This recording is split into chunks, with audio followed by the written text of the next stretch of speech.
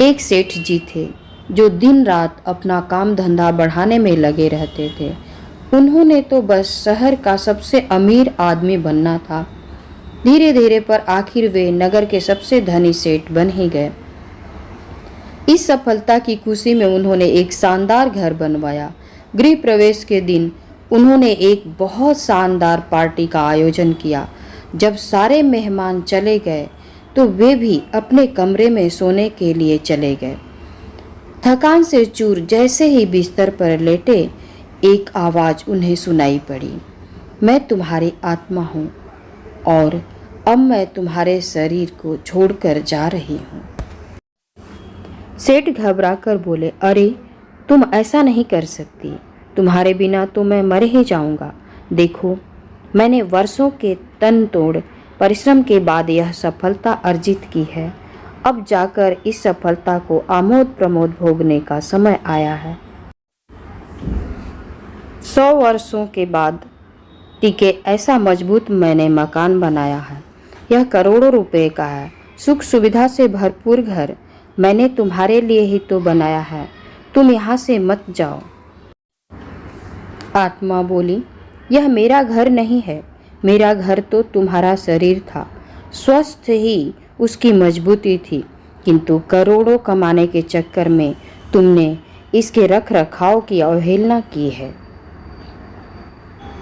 मौज शौक के कबाड़ तो भरता रहा, घर मजबूत बनाने पर किंचित भी ध्यान नहीं दिया। तुम्हारी गैर जिम्मेदारी ने इस अमूल्य तन का नाश ही कर डाला है।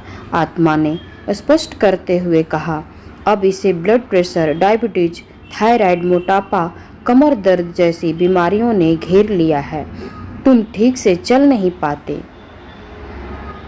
रात को तुम्हें नींद नहीं आती, तुम्हारा दिल भी कमजोर हो चुका है। तनाव के कारण ना जाने और कितनी बीमारियों का घर बन चुका है ये तुम्हारा शरीर।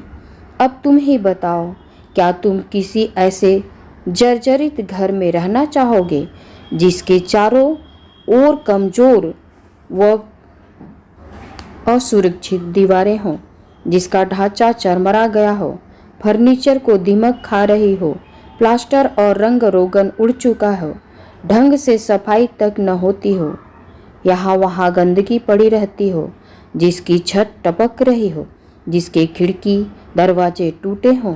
क्या रहना चाहोगे? ऐसे घर में नहीं रहना चाहोगे ना, इसलिए मैं भी ऐसे आवास में नहीं रह सकती। सेठ पश्चाताप मिश्रित भय से कांप उठे। अब तो आत्मा को रोकने का न तो सामर्थ्य और न ही साहस सेठ में है।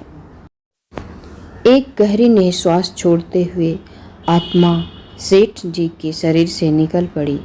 सेठ का पार्थिव बंगला पड़ा रहा। शिक्षा, स्वास्थ्य ही अमूल्य निधि है।